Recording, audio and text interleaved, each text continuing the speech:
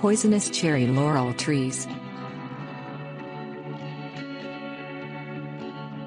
Often crammed into hedges, cherry laurels Prunus laurocerasus and Prunus caroliniana are evergreens with glossy foliage and racemes of tiny white flowers in mid-spring followed by black fruits. You can rest on your laurels by growing them as less labor-intensive landscape trees instead. Prunus laurocerasus, also known as English laurel, is perennial in U.S. Department of Agriculture plant hardiness zone 6 to 10. That makes it slightly more cold-tolerant than Prunus caroliniana or Carolina cherry laurel, which thrives in USDA zone 7 to 11. The leaves, stems, and seeds of both types are toxic. Particulars: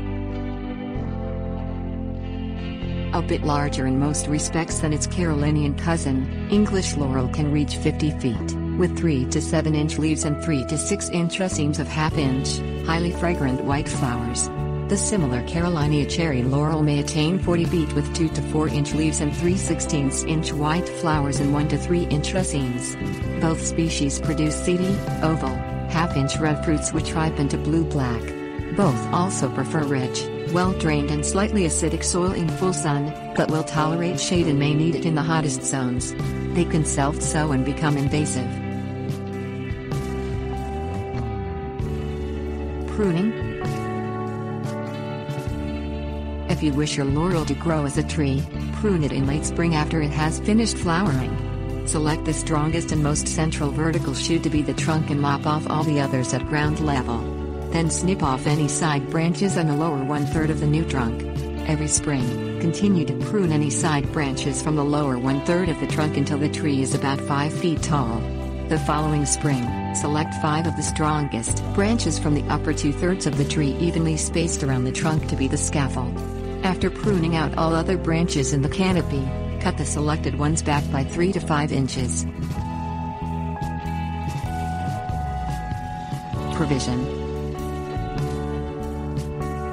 You can feed your laurel in early spring with an organic granular fertilizer intended for evergreens such as 434.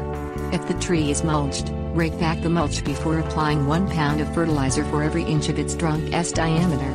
Spread that fertilizer over the soil under the tree's canopy, scratching and watering it and before replacing the mulch. After the laurel is established, it shouldn't require supplemental watering except during unusually dry periods, and may suffer from root rot in soggy soil. Poison. The leaves, stems, and seeds of cherry laurels all contain prussic acid, otherwise known as cyanide. They can be extremely toxic, especially when the foliage is wilted, so be sure to keep any fallen branches cleaned up from lawns and pastures to avoid accidental ingestion by children or pets.